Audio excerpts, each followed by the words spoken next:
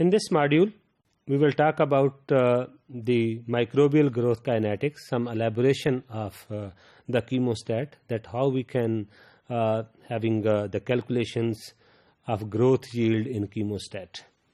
So chemostat, when we say that there is a continuous culture is going on and the chemostat conditions prevail, that how we estimate the growth yield. Growth yield can be expressed with, as we say, in a first condition, that is basically how much is the number of biomass is produced, mean dry cell mass produced, and then how much is the substrate utilized. So the ratio between the substrate utilization and the cell mass produced. But in second case, that the change in biomass concentration as the ATP are formed. So the relationship between the ATP formed and the biomass produced. So yield coefficient is related to the ATP concentration.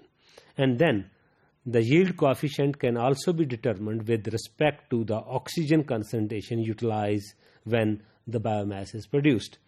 So in these three cases, then we can easily see that the yield with respect to ATP synthesis, oxygen consumption is relatively constant for many organisms, but the yield of the cells per mole of the ATP synthesized under condition which the energy substrate limitations and high growth rate, which is approximately 10 plus 2 gram per cells, then the yield of the cells per mole of ATP is not constant for all bacteria.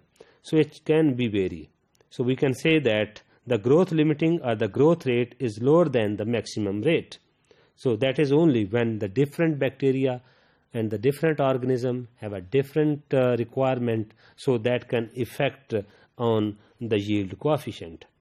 So when we say that how the steady state condition in chemostat, then we can say that in term of cell and substrate concentration, steady state conditions can be ensured by at least the 4 changes of the fermenter in the liquid volume. So if we say there is a 4 changes, then we can explain it with this example. So if there is a 2 liter fermentation chemostat process with the flow rate, which we say inlet and outlet, so 0.5 liter per hour is the addition, and 0.5 liter, half liter is also the output, then we can easily calculate the D. So by easily we can say that if we divide 0.5 by 2, then is automatically the answer is 0.25 hours.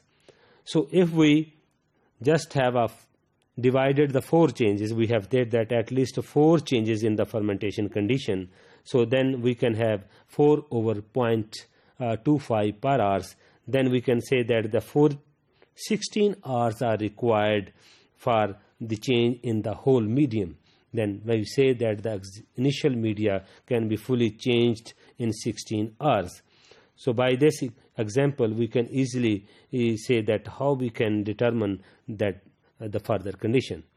So the steady state will be established after 16 hours. Then that changes the growth condition of a chemostat. So overall growth yield of this condition is this. So we have already discussed this equation, that yield coefficient is equal to x minus x naught over x naught minus s. So the substrate concentration minus initial substrate concentration, and then the initial substrate minus the residual substrate concentration. So when we say that overall growth yield, that is related to the maintenance and the growth requirement for the limiting substrate. When the fermentation is going on, then there is some maintenance inside the fermentation vessel. So that acts as basically the energy source. In such condition, we can say that, so if we have the reciprocal of yield coefficient and then equation, so then we have the equation where we say that M is the specific rate of the substrate uptake when cellular maintenance conditions are that.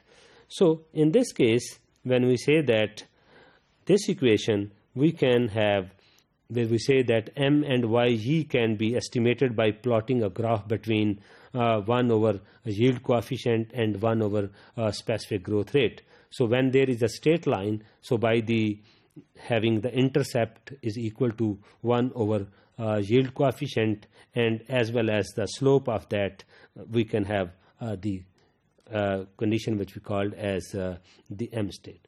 So that is by using this equation, we can have in a simple way without the cell cycle.